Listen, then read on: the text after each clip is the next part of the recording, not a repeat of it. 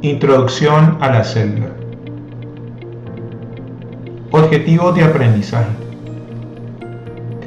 El objetivo de aprendizaje de esta unidad es reconocer los principios fundamentales de la teoría celular y de la naturaleza microscópica de las células.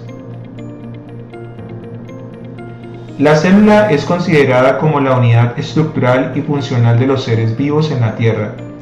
Esto significa que la célula es la unidad más allá de la cual no se puede pasar en la simplificación sin perder la capacidad esencial de lo que denominamos como un ser vivo. El término células fue utilizado por primera vez en 1665 en el libro titulado Micrografía, libro donde su autor, el científico inglés Robert Hooke, describió diferentes estructuras microscópicas observadas con un microscopio que él mismo había diseñado.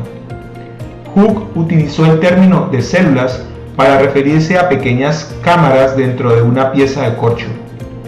A pesar de la descripción inicial de Hooke de las células, su significado como la unidad fundamental de la vida no fue reconocido sino hasta 200 años después, con el desarrollo de la teoría celular. Esta teoría intenta responder de forma operativa a la pregunta fundamental: ¿qué es una célula?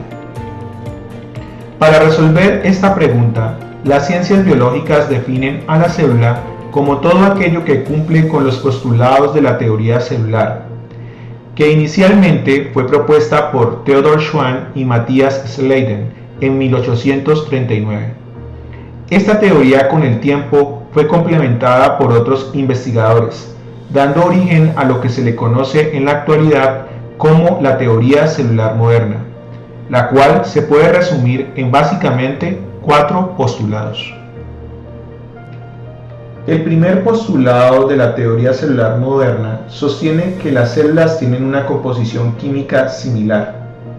De este postulado se desprende que las células están constituidas básicamente por las mismas biomoléculas y bioelementos: agua, lípidos, proteínas, carbohidratos, ácidos nucleicos y compuestos iónicos como potasio, sodio, calcio, cloro, entre otros.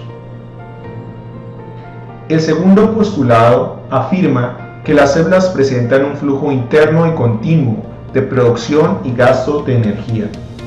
Esto indica que las células tienen la capacidad de utilizar y transformar la energía, dando origen al concepto de metabolismo celular. El tercer postulado afirma que todas las células contienen información hereditaria, la cual es replicada y pasada a la siguiente generación de células durante la división celular. De esta forma, las células perpetúan la información de la célula original.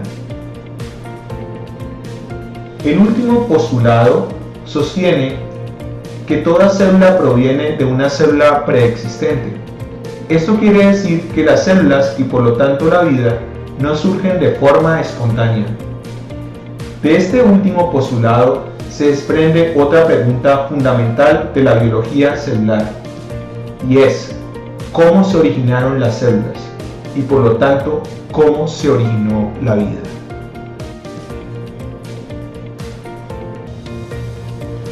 No existe una respuesta unificada para esta pregunta, y la mayoría de explicaciones corresponden a modelos teóricos que no han podido ser reproducidos en el laboratorio. Sin embargo, la hipótesis más aceptada en la actualidad plantea que las primeras células aparecieron aproximadamente hace 3.700 millones de años, dando origen al mundo biótico, es decir, un mundo con vida. Pero, ¿cómo fue que surgieron estas primeras células? Bueno, se ha planteado que después de un largo periodo de formación y estabilización de las condiciones climáticas y geológicas de nuestro planeta, se formaron moléculas sencillas como agua en estado líquido, metano, nitrógeno gaseoso, amoníaco, dióxido de carbono, entre otras moléculas, que bajo las condiciones atmosféricas primitivas reaccionaron formando moléculas más complejas, como aminoácidos, lípidos sencillos, monosacáridos y bases nitrogenadas. Estas moléculas con el tiempo reaccionaron en el medio acuoso, formando polímeros que dieron origen a las macromoléculas fundamentales de la vida, proteínas, ácidos nucleicos y polisacáridos. Muchos investigadores han planteado que en este mundo prebiótico, la primera molécula con capacidad catalítica y de autorreplicación, es decir, capaz de generar copias de ella misma, fue el ARN. Esta molécula con el tiempo formaría estructuras capaces de sintetizar polímeros de aminoácidos, semejantes a los ribosomas de las células actuales, y por lo tanto se inició la síntesis de proteínas. Posteriormente surgiría una molécula mucho más estable que el ARN, el ADN, que almacena la información genética de los organismos vivos de la Tierra en la actualidad. Sin embargo, las primeras protocélulas habían surgido cuando lípidos anfipáticos se organizaron formando membranas que delimitarían el contenido intracelular del medio externo. De estas protocélulas, a través de la evolución celular, surgiría LUCA, el último antepasado común y universal de todas las células existentes. LUCA probablemente era una célula procariota que daría origen a las bacterias, de las cuales evolucionaron las arqueobacterias. De las arqueobacterias finalmente surgirían las células eucariotas.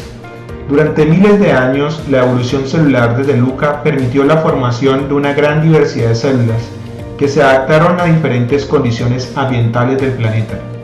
De este proceso evolutivo, las células eucariotas son las únicas células que han logrado formar organismos multicelulares como el Homo sapiens. A pesar de la gran diversidad de células que se han formado durante la evolución, todas comparten la característica de tener un tamaño microscópico. Las células procariotas, por ejemplo, tienen normalmente una micra de longitud, mientras que las células eucariotas suelen estar en un rango de 10 a 100 micras. De esta observación surge otra pregunta fundamental: ¿por qué las células son microscópicas? O en otras palabras, ¿por qué las células no evolucionaron a células de gran tamaño? Para responder esta pregunta debemos primero tener en cuenta que las células son estructuras tridimensionales, con un largo, un ancho y un grosor. Por lo tanto, presentan una superficie y un volumen. Ahora imaginemos tres células esféricas de diferente tamaño. De estas células, la de mayor tamaño deberá desarrollar una mayor actividad química para mantener las funciones celulares básicas, conllevando a mayores requerimientos de nutrientes y eliminación de desechos. Estos dos procesos de intercambio de materia con el medio ocurren a través de la superficie celular, que está delimitada por la membrana plasmática. Ahora bien, suponiendo que estas tres células tienen como radio de menor a mayor 1 micrómetro, 2 micrómetros y 4 micrómetros, el volumen calculado con la fórmula 4 dividido 3pi sobre radio al cubo para cada célula sería un volumen de 4.2 micrómetros cúbicos, 33,5 micrómetros cúbicos y 268 micrómetros cúbicos respectivamente. La superficie calculada para estas células con la fórmula 4pi por r al cuadrado sería de 12,6 micrómetros cuadrados, 50,3 micrómetros cuadrados y 150,8 micrómetros cuadrados respectivamente. Con este ejemplo se puede observar que cuando se incrementa el volumen, igualmente se incrementa la superficie. También se puede notar que cuando aumenta el tamaño de la célula, la superficie se incrementa pero en una menor proporción. Y al calcular la relación entre la superficie y el volumen, se evidencia que cada vez que tenemos una célula de mayor volumen, la relación con respecto a la superficie se hace más pequeña con respecto a una célula de menor tamaño. En términos biológicos, las células de gran volumen van a tener superficies insuficientes para reunir sus requerimientos de intercambio de materia con el medio extracelular. limitando a las células a tener tamaños en la escala microscópica.